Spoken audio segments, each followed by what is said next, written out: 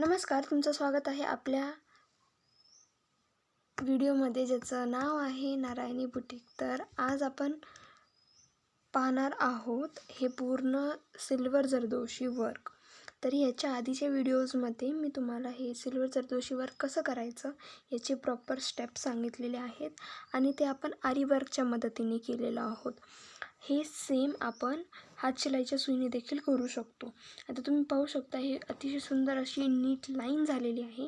हे step by step कसं करायचं, एकामेकांवरती हे वायर नाही गेली पाहिजे हे कसं लक्षात ठेवायचं ह्याचा मी व्हिडिओ ऑलरेडी बनवलेला आहे.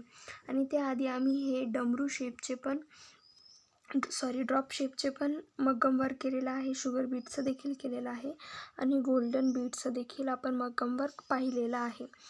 तर आजच्या व्हिडिओमध्ये हे जे आहे सिल्वर जरदोशी वर्क ते पाहिलं आपण.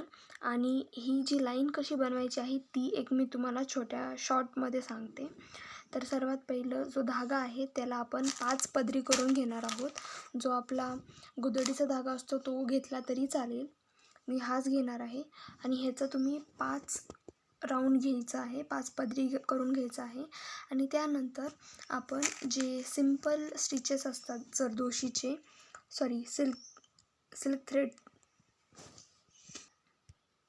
आरी वर्कचे जे सिंपल चेन स्टिचेस असतात ते स्टार्टिंगला इथून घ्यायचं आहे.